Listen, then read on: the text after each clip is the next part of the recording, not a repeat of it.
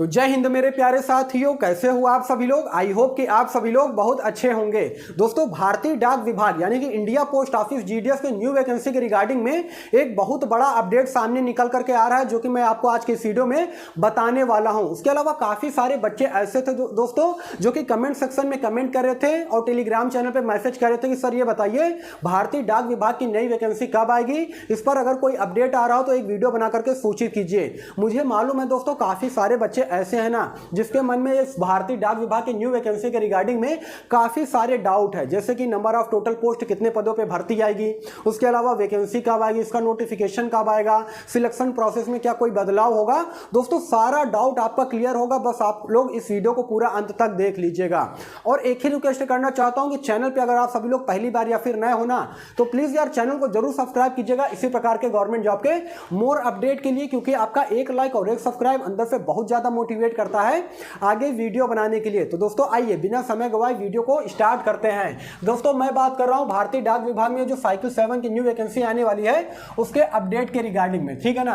दोस्तों देखिए, number of total post की अगर मैं बात करूंगा तो इस बार जो भारतीय डाक विभाग में वैकेंसीज देखने को मिलेगी वो आपको 25,000 से लेकर के 30,000 के आसपास नंबर ऑफ सीट पर यह वैकेंसी देखने को मिलेगा। दोस्तों देखिए, भारतीय डाक विभाग में इस वक्त चल क्या रहा है मैं आपको बता देना चाहता हूं। जैसा कि आप सभी लोग को मालूम है टोटल 23 सर्कल में जो है वैकेंसीज आती हैं दोस्तों। तो अभी चल क्या रहा है कि जितने भी सर्कल है ना, अलग अलग सर्कल के अंतर्गत आपको मालूम है अलग अलग डिवीजन आते हैं, ठीक है ना।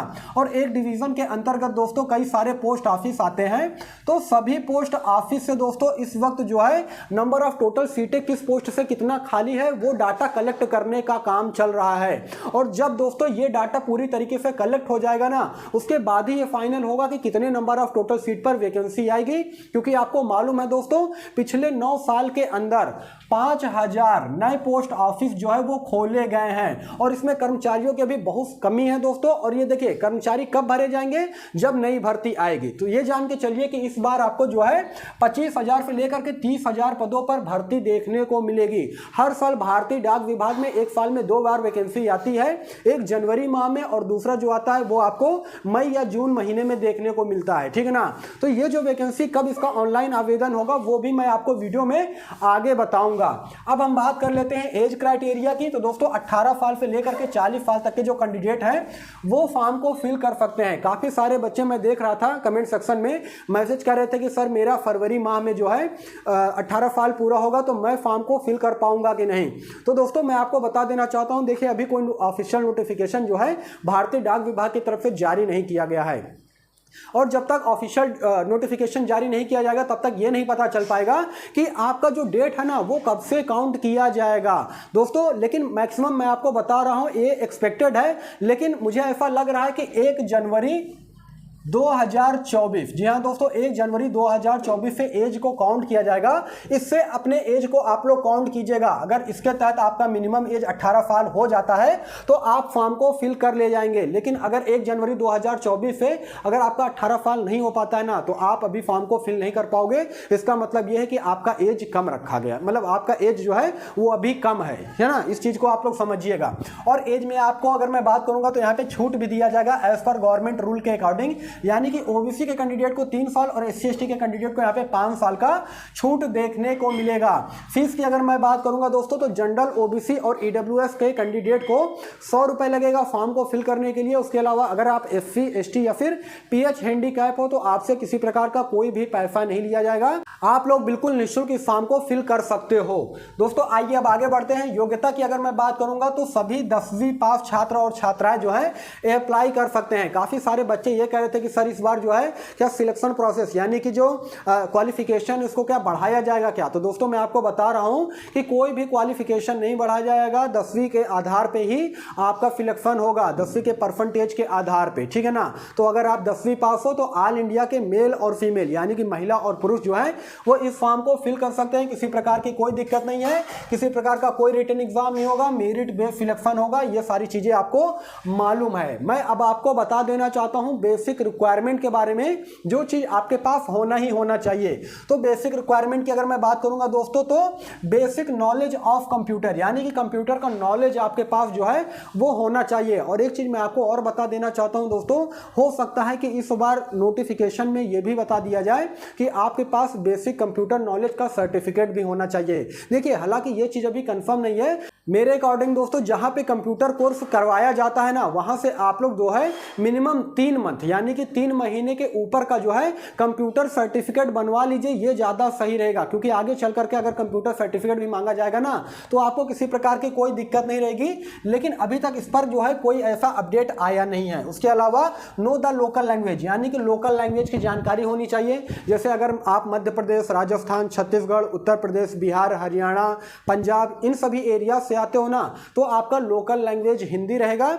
आप अप्लाई कर ले जाओगे, किसी प्रकार की कोई दिक्कत नहीं। लेकिन अगर आप गुजरात से फॉर्म को फिल करना चाहते हो, असम से अप्लाई करना चाहते हो, महाराष्ट्र से अप्लाई करना चाहते हो, तो दोस्तों वहां की लोकल लैंग्वेज आपको आना चाहिए। और वो लोकल लैंग्वेज आपके 10वीं के मार्कशीट में भी होना चाहिए वो सब्जेक्ट, तभी जाकर के आप उस डिवीजन या उस सर्कल से फॉर्म को अप्लाई कर पाएंगे। ये चीज आप लोग ध्यान रखिएगा, ठीक है ना। उसके अलावा अंत में आपको साइकिल चलाने आना चाहिए दोस्तों, क्योंकि एबीपीएम के पोस्ट पे अगर आपका सिलेक्शन होता है तो आपको डाक पार्सल करने का काम रहेगा, ठीक है ना। तो ये चीज आपको आना चाहिए। तो साइकिल चलाना तो ऐसा कोई दिक्कत वाली बात नहीं है, सभी लोग आज की डेट में चला लेते हैं दोस्तों। ऑल इंडिया के मेल और फीमेल कैंडिडेट, जैसा कि मैंने आपको बताया है, फॉर्म को फिल कर सकते हैं, किसी प्रकार की कोई दिक्कत नहीं है। अब मैं आपको बता देना चाहता हूं सिलेक्शन प्रोसेस के बारे में कि भर्ती प्रक्रिया क्या है। उससे पहले मैं आपको यह बताऊंगा दोस्तों कि काफी सारे लोग ऐसे हैं ना, जो कि ये सोचते हैं कि भारतीय डाक विभाग में नौकरी करने का कोई मतलब नहीं है। चतुर्थ ग्रेड की श्रेणी की पद है, उसमें सैलरी भी कम मिलती है और उसमें फ्यूचर भी कुछ नहीं है। मैं आपको बता देना चाहता हूं दोस्तों कि क्या इसमें फ्यूचर है।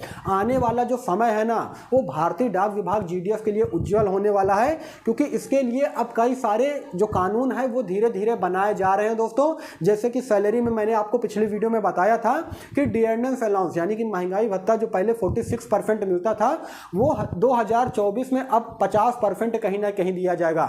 इसका मतलब यह है कि सीधे तौर पे जो असर देखने को मिलेगा ना, वो भारतीय डाक विभाग यानी कि वो एबीपीएम पे कार्यरत हो या फिर बीपीएम के जो कर्मचारी हैं, उनके सैलरी पर सीधा असर देखने को मिलेगा। सैलरी में कहीं ना कहीं वृद्धि देखने को मिलेगी। इसलिए मैं आपको बता रहा हूं दोस्तों कि आप लोग जरूर से जरूर अप्लाई कीजिएगा।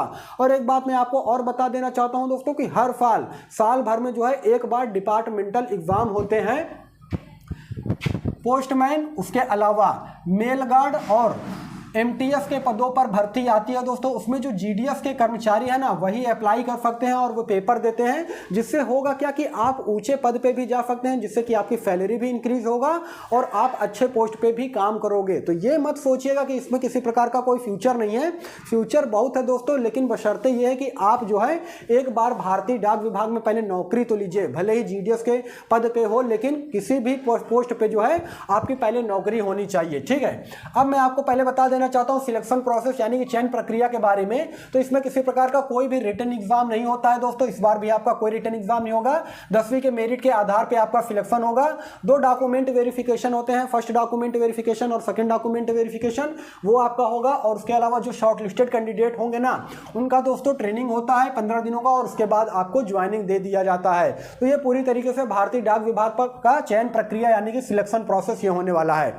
अब काफी सारे बच्चे ये पूछेंगे कि सर ये सब तो ठीक है, लेकिन ये बताइए कि इसका ऑनलाइन आवेदन कब से स्टार्ट होगा। तो दोस्तों मैं आपको बता देना चाहता हूं, इसका जो ऑनलाइन आवेदन है ना, वो आपको जनवरी के अंत में यानी कि जनवरी के लास्ट में इसका जो है आपको ऑनलाइन आवेदन स्टार्ट हो जाएगा। और भारतीय डाक विभाग की तरफ से इसका ऑफिशियल नोटिफिकेशन भी जारी कर दिया जाएगा, क्योंकि हर साल जो है जनवरी माह में ही ये नई भर्ती आती है भारतीय डाक विभाग में। और इस बार भी आपको ये जनवरी माह में ही नई भर्ती देखने को मिलेगा, ठीक है। नोटिफिकेशन की अगर मैं बात करूंगा दोस्तों, तो वो मैं अपने टेलीग्राम चैनल पे डाल दूंगा। अभी तक आया नहीं है, लेकिन जैसे ही नोटिफिकेशन आएगा भारतीय डाक विभाग की तरफ से, तो मैं टेलीग्राम चैनल पे डाल दूंगा। आप मेरे टेलीग्राम चैनल से जुड़ जाइए। टेलीग्राम चैनल का लिंक मैंने वीडियो के डिस्क्रिप्शन में डाल रखा है, वहां से आपको काफी ज्यादा बेनिफिट देखने को मिलेगा, ठीक है ना। अब मैं अंत में बता देना चाहता हूं, काफी सारे बच्चे सैलरी के बारे में नहीं जानते हैं कि सर ये बताइए भारतीय डाक विभाग में कितनी सैलरी दी जाती है।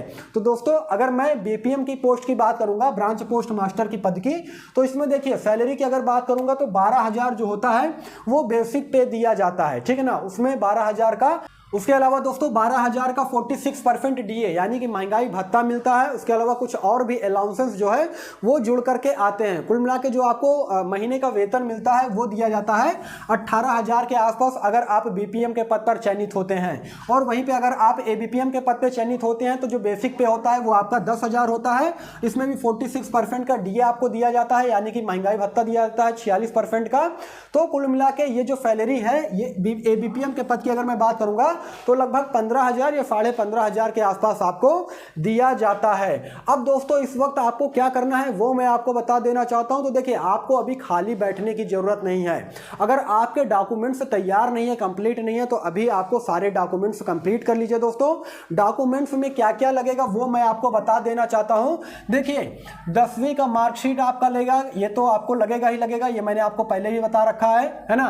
अगर आपको अप्लाई करना है तो ये आपके पास होना ही चाहिए। उसके अलावा अगर आपके पास कास्ट सर्टिफिकेट नहीं है तो कास्ट सर्टिफिकेट बनवा लीजिएगा, वो भी सेंट्रल लेवल का। उसके अलावा अगर आपके पास डोमिसाइल सर्टिफिकेट नहीं है, ठीक है ना, डोमिसाइल सर्टिफिकेट नहीं है तो डोमिसाइल सर्टिफिकेट बनवा लीजिएगा, जिसे हम लोग परमानेंट निवास प्रमाण पत्र बोलते हैं, वो आपके पास होना चाहिए। उसके अलावा आधार कार्ड होना चाहिए दोस्तों। आधार कार्ड और 10वीं के मार्कशीट में आपका नाम, father name, date of birth और एड्रेस बिल्कुल सेम होना चाहिए, मिसमैच नहीं होना चाहिए। अदरवाइज होगा क्या कि डॉक्यूमेंट वेरिफिकेशन में रिजेक्ट हो जाओगे। मैं सीधी तौर पे बता देना चाहता हूं क्योंकि 50% से ज़्यादा बच्चे जानते हैं डॉक्यूमेंट वेरिफिकेशन में रिजेक्ट हो जाते हैं। उसके अलावा दोस्तों आप मेडिकल सर्टिफिकेट जो है वो बनवा लीजिएगा।